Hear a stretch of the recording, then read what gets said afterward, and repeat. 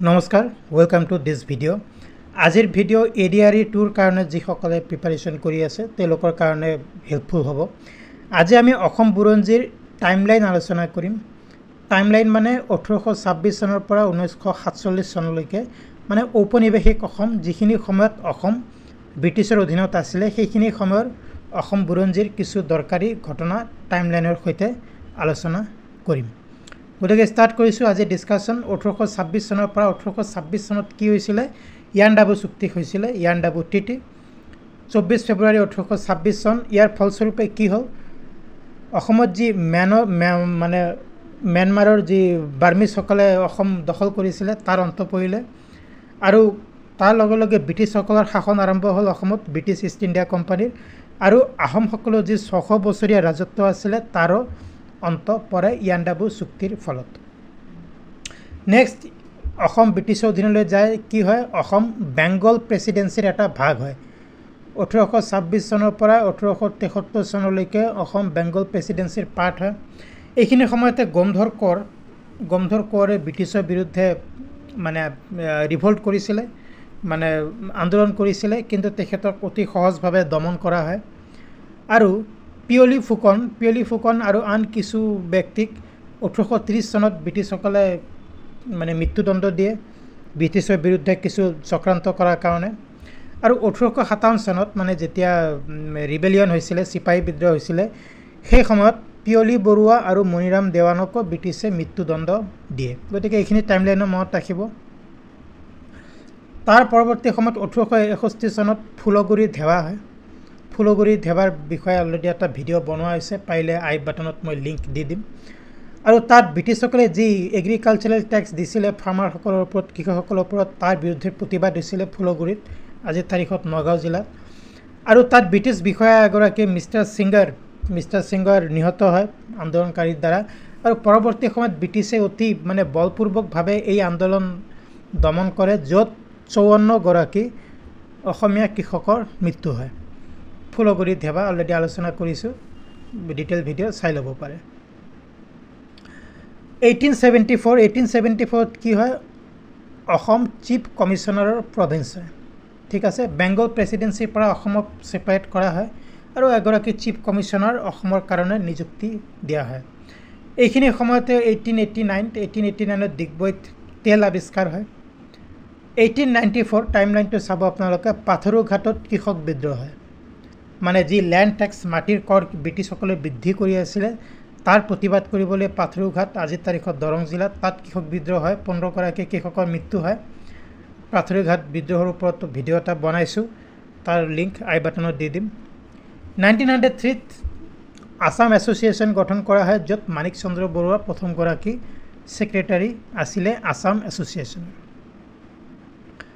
Next Bengal partition and Assam. Bengal partition 1905ত বংগ ভংগ কৰা হয়। বংগ ভংগৰ ওপৰতো মই ভিডিঅ' বনাইছোঁ ছেপাৰেটলি, পাৰিলে লিংক দি দিম আই বাটনত।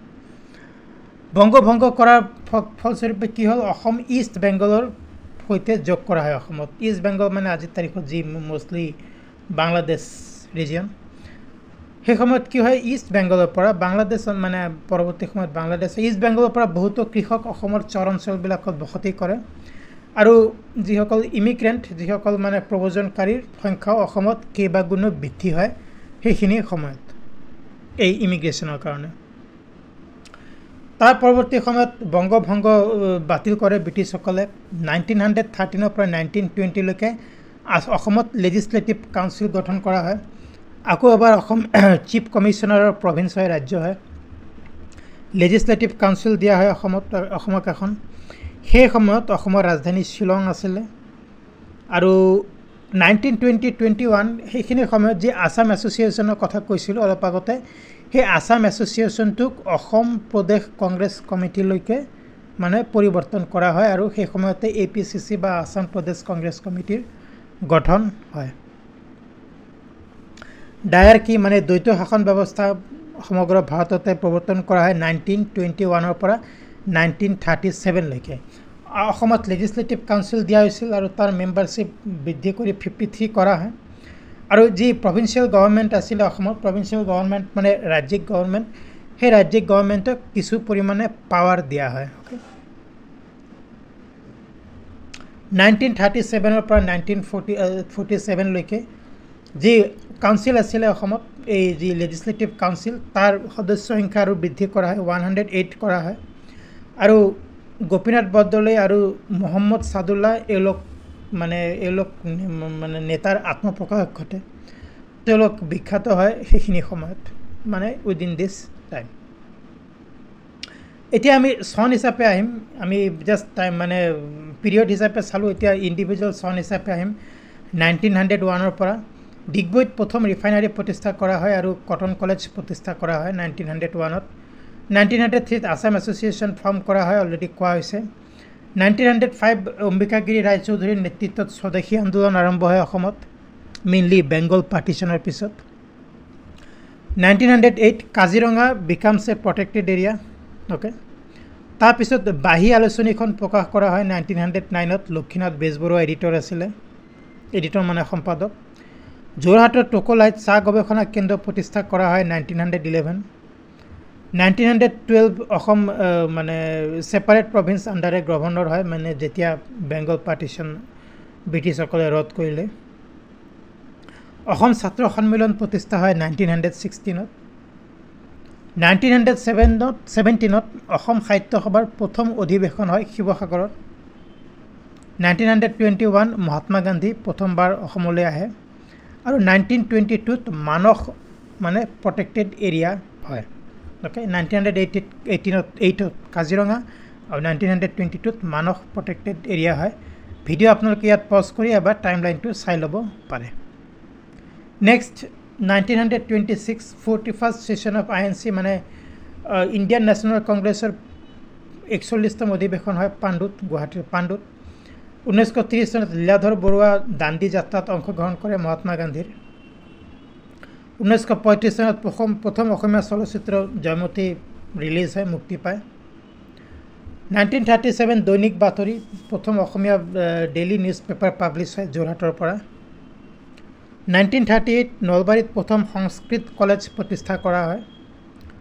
1940 বিষ্ণু ৰাভা, তেখেতক কলাগুৰু উপাধি দিয়া হয় বাই ডক্টৰ ৰাধাকৃষ্ণন। 1942 কনকলতা বৰুৱা আৰু মুকুন্দ কাকতি শ্বহীদ হয় ভাৰত ত্যাগ আন্দোলনৰ সময়ত।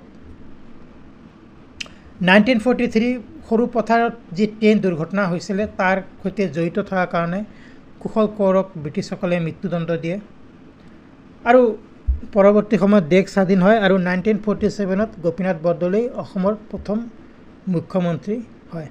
গতিকে ইয়াতো আকৌ এবাৰ ভিডিঅ' পজ কৰি আপোনালোকে টাইম লাইনটো চাই ল'ব পাৰে। গতিকে এইখিনি আছিলে আমাৰ মানে যি ঔপনিৱেশিক অসম বা কলনিয়েল আছামৰ মানে হিষ্টৰীৰ টাইম লাইন আলোচনা কৰিলোঁ। কিছু গুৰুত্বপূৰ্ণ ঘটনাও আমি আলোচনা কৰিলোঁ সেই সময়ৰ। আৰু আপোনালোকৰ যিসকলে মেইনলি ADREৰ দৰে কম্পিটিটিভ এক্সামিনেশ্যনৰ প্ৰিপাৰেশ্যন কৰি আছে তেওঁলোকে আজিৰ ভিডিঅ' হেল্পফুল পাব। নেক্সট আলোচনা কৰিম যি মধ্যযুগীয় অসম, সেই মধ্যযুগীয় অসমৰ বুৰঞ্জীৰ টাইম লাইন নেক্সট ভিডিঅ'ত আমি আলোচনা কৰিম। আজিৰ ভিডিঅ' চোৱাৰ কাৰণে আপোনালোকক বহুত বহুত ধন্যবাদ। Thank you very much and I will soon see you in another video'.